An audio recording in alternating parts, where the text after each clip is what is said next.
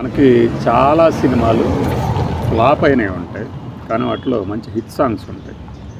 అందులో మీకు వినిపించే ఈ పాట చాలామందికి 2001 సంవత్సరంలో గుర్తుండే ఉంటుంది. అది ఏమి పాట అంటే ఆ సినిమాలో హీరో అని రాజా అని. అయితే ఈ రాజా ఓచినదానా రాజా గారు. ఈ రాజా ఎవరంటే ఆ ఒక్క సినిమాలోనే హీరోగా చేసేది. నీలాంబర్ అని ఈ బాచీ సినిమాలో హీరోయిన్, పూరి జగన్నాథ్ సినిమాలో హీరోయిన్ అన్నమాట. ఆ పాట ఇలా మొదలవుతుంది. నువ్వు నిజం నీ నవ్వు నిజం కాదని అంటావా, నిజం నా ప్రేమ నిజం కాదనుకుంటావా, నీలో నా సంతకం చెరిపే వీలున్నదా, నాలో కరిగే కలకాలుగా నీకై గుండె తలుపు తెరుచుకొని నేను వేచి ఉంటా.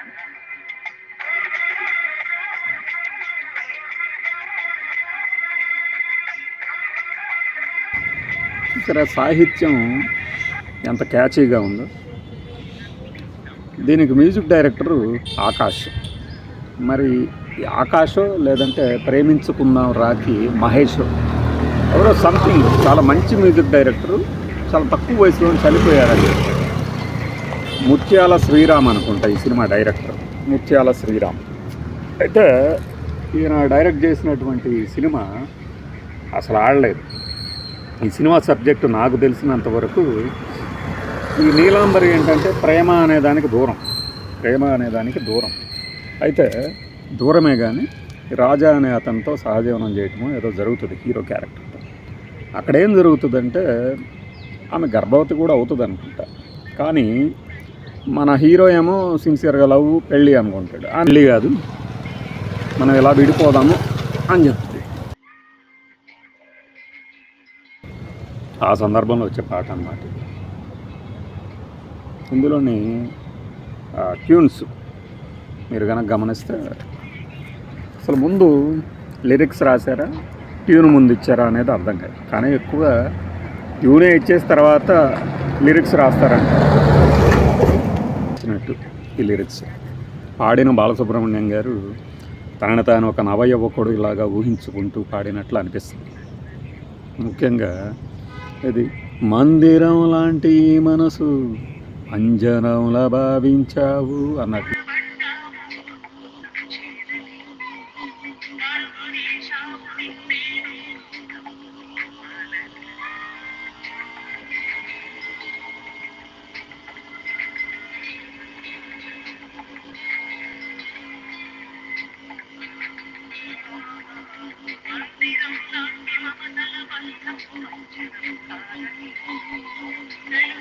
అంటే ఈ అమ్మాయి ప్రేమ అనే దాన్ని ఎందుకు పంజరంలో భావిస్తుంది, అట్లానే అమృతాన్ని చేదనుకుంటుంది అంటూ సాగుతుంది అన్నమాట.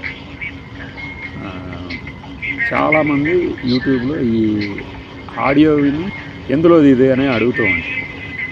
వేచి ఉంటా 2001లో వచ్చింది, అట్టర్ ఫ్లాప్. ఇలాంటిదే మనకి తొలి పరిచయం అని ఇంకో సినిమా కూడా ఉంది. ఆ తొలి పరిచయంలో అయితే అన్ని పాటలు హిట్. అదొకటి ప్రేమతో అని. ఆ సినిమాల్లో ఏంటంటే మంచి సూపర్ హిట్ సాంగ్స్ ఉంటాయి.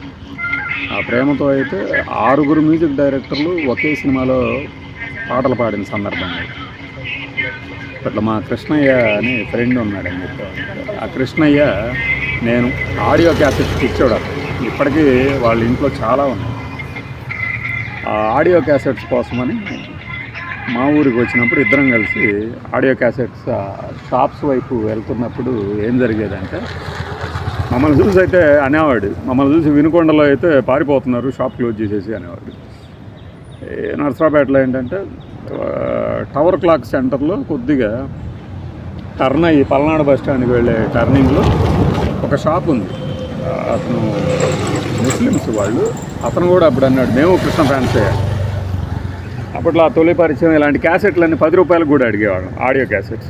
అసలు ఇప్పుడంటే చాలామందికి ఆడియో క్యాసెట్స్ ఉన్నాయని కూడా తెలియదు.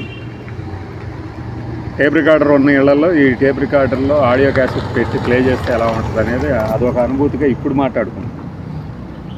బొబ్బిలి పాపారాయుడు అని కానీ ఇలాంటి సినిమా ఆడియో క్యాసెట్లు 2 రూపాయలకు 3 రూపాయలకు కూడా కొన్నాడట మా కృష్ణయ్య. ఇప్పటికీ ఉన్నాయని చెప్తాడు.